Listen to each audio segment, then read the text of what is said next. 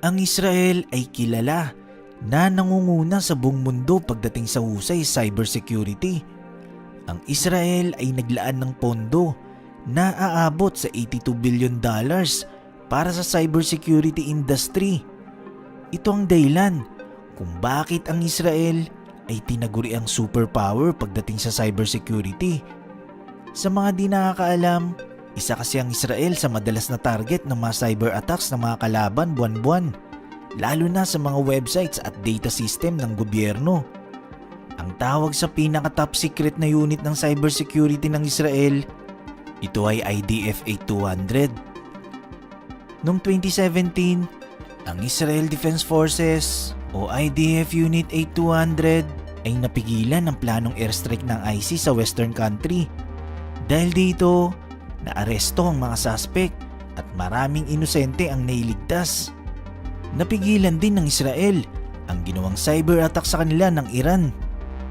Isa sa dahilan kung bakit ang bansang Israel ay nangunguna sa mundo ng cybersecurity dahil ang gobyerno ay nag-invest ng mga training sa mga kabataan nila. Nasa middle school pa lang ang mga bata ay exposed na ito sa cybersecurity education. Katunayan, ang Israel ang sumusuporta ngayon sa Singapore para mapalakas ang kanilang cybersecurity. Kaya ang mga multinational corporations dito ay nag-open ng local research and development centers at nag-export ng $6.5 billion na halaga ng cybersecurity products. Pero paano nga ba nagsimula ang Israel bago ito mabansagan na superpower pagdating sa cybersecurity? Ang gobyerno ng Israel ay suportado ang cybersecurity program. Ang Israel ay pinagmamalaki ang pagdevelop ng kanilang technology sector at ang gobyerno nito ay malaki ang naging role para masustain ang aspetong ito. Ang gobyerno ng Israel ay malaki ang naging parte sa mabilis na paglago ng cybersecurity industry. Ang Advanced Technologies Park na matatagpuan sa Beersheba sa Israel ay itinuturing na tahanan ng cybersecurity philosophy. Siyempre, para makamit ang objectives ng bansa bilang major source ng mga expertise at talent sa cybersecurity, ang Advanced Technologies Park ay nagawang maka-attract ng mga multinational corporations tulad ng Oracle, Dell, IBM at Dutch Telecom para sa kanilang research and development centers. At ito pa, umani rin ng maraming interes ang advanced research labs ng Israel tulad ng National Cyber Research Institute, National Emergency Response at Ventures Capital Firms. Cybersecurity training sa mga eskwelahan. Ang Israel ay malaki ang respeto sa kanilang human capital dahil dito sila nag-i-invest ng karunungan para sa kanilang ambisyon, skills at expertise para maging technologically empowered sila. Ito ang primary aspect ng cyber defense platform ng Israel. Sa pamamagitan ng malawak na programa at investments ng mga private sector at gobyerno, ito ang nagtulak sa bansang ito upang maging bahagi ang cybersecurity sa academic ng mga estudyante. Taong 2013, noong ang Ministry of Defense ay bumuo ng national program para sa lahat ng high school students na interesadong matuto sa cyber world. Ang cybersecurity ay pinagtuunan talaga ng pansin ng Israel, na kung saan ang edukasyon sa cybersecurity ay nag-uumpisa pa lang sa middle school sa Israel. Ang Israel lamang ang kaisa-isang bansa sa buong mundo na nagtuturo ng cybersecurity sa kanilang mamamayan. Hindi lang yun, dahil karamihan sa mga university sa Israel ay nag-o-offer din na undergraduate specialization pagdating sa internet security. Ito ay para mailabas ang potensyal ng kanilang mamamayan at magamit sa cyber defense unit ng Israel. Sa ngayon, ang Israel ay mayroon ng 6 research centers na dedicated sa cybersecurity. Advanced na pag-iisip.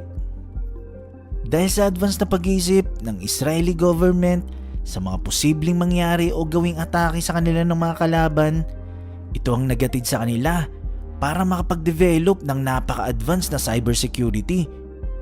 Ang Israel Space Agency ay naipag-isa sa National Cyber Initiative Task Force at National Council for Research and Development para makabuo ng ecosystem na magbibigay alerto sa mga otoridad ng mga kinakailangang impormasyon para kung sakaling mangyari ang hindi inaasahang threat sa internet, alam na agad nila kung ano ang gagawin. Bahagi ito ng pagdevelop para maging advance ang kakayahan ng kanilang military.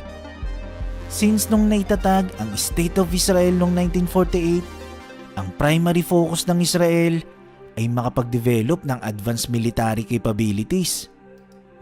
Ang bansa ay nag-invest ng maraming pera at resources para makapag-develop ng powerful military at defense organization. Dahil sa sobrang taas ng technology ng cyber defense ng Israel, ang military ng bansa at cybersecurity defense ay mabilis pang lumalago. Ano-ano nga ba ang kayang gawin ng cybersecurity ng Israel bukod sa ginagamit nila itong pandepensa laban sa cyber attacks ng kalaban? Actually, may kakayahan din ng cybersecurity ng Israel na iyak ang kahit anong device, machine, factories, power plant, government data at marami pang iba. Basta connected dito sa internet, kaya nila itong ma-hack. Kahit nga ang mga kotse na mayroong wifi na halos common na lang sa lahat ng sasakyan ngayon, kayang-kaya nitong kontrolin. Ang Israel ay isang maliit lang na bansa na napapaligiran ng mga bansang gusto ito pabagsakin. Kaya ang bansa ay hindi tumitigil sa pagde-develop ng creativity para mapunan ang kakulangan ng kanilang resources. Kaya ang Israel ay kinakailangan ng patuloy na pag-surveillance sa kanilang mga kapitbahay na bansa. Ang cyber industry ng Israel ay nakarely sa pinagsama-samang talino at utak ng mga taong nagsiserve sa bansa sa iba't ibang security agencies ng military. Ang military services ay mandatory sa karamihan ng Israeli citizens at ang isa sa pinakamalaking parte ng Israeli Defense Forces ay ang kanilang cyber and intelligence units. Nasa halos 20,000 na sundalo ng Israel ngayon ang nasa cyber and intelligence unit na nakadeploy sa Beersheba na tinuturing ngayon na Silicon Valley ng Israel. Ang IDF Unit 8200 na nabanggit ko kanina ay isang top secret agency ng Israel. Ito ay tinuturing na Elite Cyber and Intelligence Division ng Israel. Hindi lang sila basta-basta nagpo-provide ng depensa at security sa bansa, kundi sila ay responsable sa isa sa pinaka-aggressive na cyber attack sa kasaysayan. Ito yung nung nagsagawa sila ng cyber attack noong 2010 sa nuclear program ng Iran. Maraming agent ang Unit 8200 o tinatawag na Israeli Intelligence.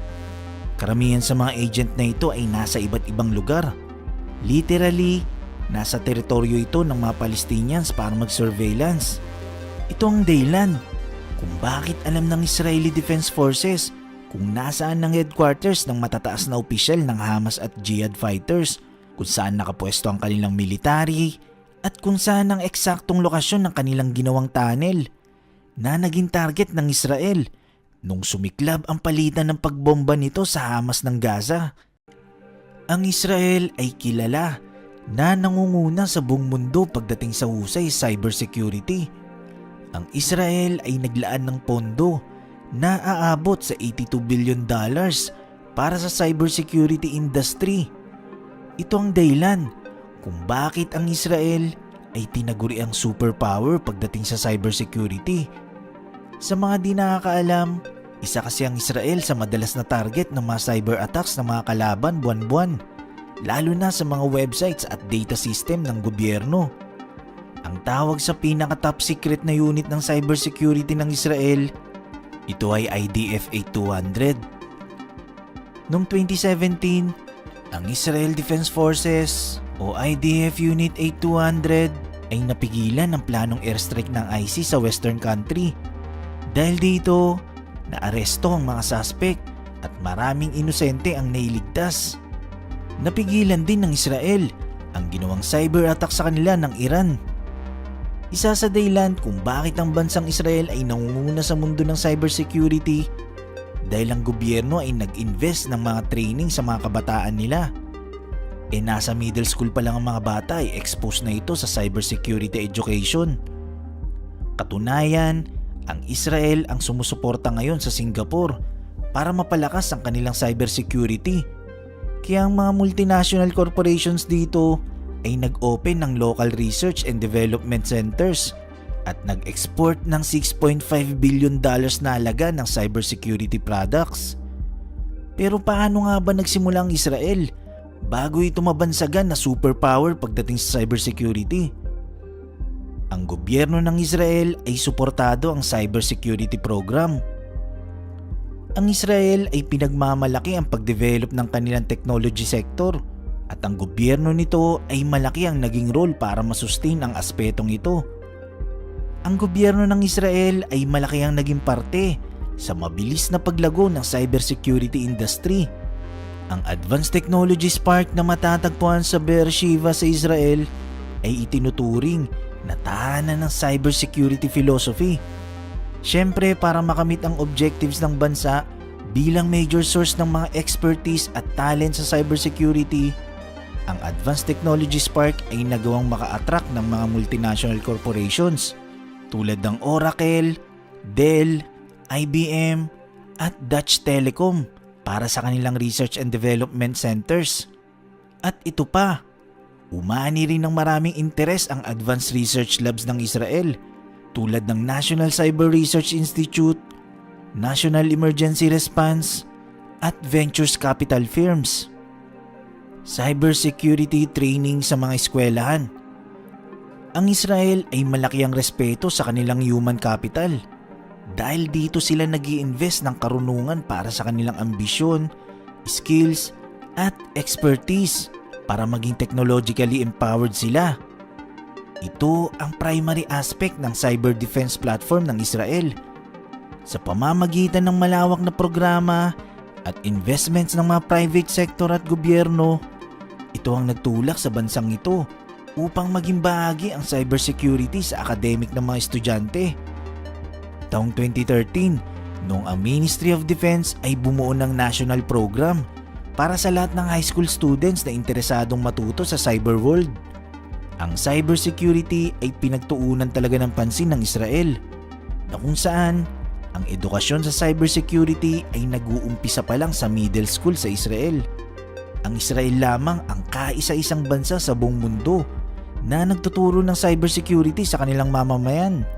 Hindi lang yun, dahil karamihan sa mga university sa Israel ay nag-o-offer din na undergraduate specialization pagdating sa internet security.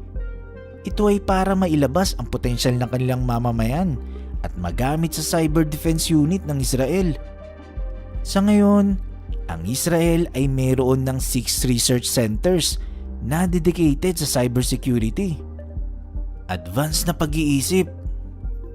Dahil sa advanced na pag-iisip ng Israeli government sa mga posibleng mangyari o gawing atake sa kanila ng mga kalaban, ito ang nagatid sa kanila para makapag-develop ng napaka-advanced na cybersecurity.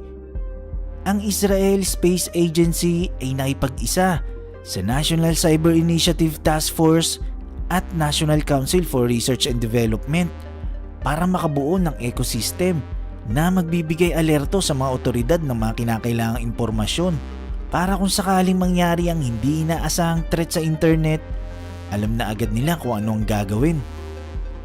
Bahagi ito ng pagdevelop para maging advance ang kakayahan ng kanilang military. Since nung naitatag ang State of Israel noong 1948, ang primary focus ng Israel ay makapag-develop ng advanced military capabilities. Ang bansa ay nag-invest ng maraming pera at resources para makapag-develop ng powerful military at defense organization. Dahil sa sobrang taas ng technology ng cyber defense ng Israel, ang military ng bansa at cybersecurity defense ay mabilis pang lumalago. Ano-ano nga ba ang kayang gawin ng cybersecurity ng Israel bukod sa ginagamit nila itong pandepensa laban sa cyber attacks ng kalaban? Actually, may kakayahan din ng cybersecurity ng Israel na iyak ang kahit anong device, machine, factories, power plant, government data at marami pang iba. Basta connected dito sa internet, kaya nila itong ma-hack. Kahit nga ang mga kotse na mayroong wifi na halos common na lang sa lahat ng sasakyan ngayon, kayang-kaya nitong kontrolin. Ang Israel ay isang maliit lang na bansa na napapaligiran ng mga bansang gusto ito pabagsakin. Kaya ang bansa ay hindi tumitigil sa pagde-develop ng creativity para mapunan ang kakulangan ng kanilang resources. Kaya ang Israel ay kinakailangan ng patuloy na pag-surveillance sa kanilang mga kapitbahay na bansa. Ang cyber industry ng Israel ay nakarely sa pinagsama-samang talino at utak ng mga taong nagsiserve sa bansa sa iba't ibang security agencies ng military. Ang military services ay mandatory sa karamihan ng Israeli citizens at ang isa sa pinakamalaking parte ng Israeli Defense Forces ay ang kanilang cyber and intelligence units. Nasa halos 20,000 na sundalo ng Israel ngayon ang nasa cyber and intelligence unit na nakadeploy sa Beersheba na tinuturing ngayon na Silicon Valley ng Israel. Ang IDF Unit 8200 na nabanggit ko kanina ay isang top secret agency ng Israel. Ito ay tinuturing na Elite Cyber and Intelligence Division ng Israel. Hindi lang sila basta-basta nagpo-provide ng depensa at security sa bansa, kundi sila ay responsable sa isa sa pinaka-aggressive na cyber attack sa kasaysayan. Ito yung nung nagsagawa sila ng cyber attack noong 2010 sa nuclear program ng Iran. Maraming agent ang Unit 8200 o tinatawag na Israeli Intelligence. Karamihan sa mga agent na ito ay nasa iba't ibang lugar. Literally, nasa teritoryo ito ng mga Palestinians para mag-surveillance. Ito ang dahilan kung bakit alam ng Israeli Defense Forces kung nasaan ang headquarters ng matataas na opisyal ng Hamas at Jihad fighters, kung saan nakapwesto ang kanilang military, at kung saan ang eksaktong lokasyon ng kanilang ginawang tunnel na naging target ng Israel nung sumiklab ang palitan ng pagbomba nito sa Hamas ng Gaza.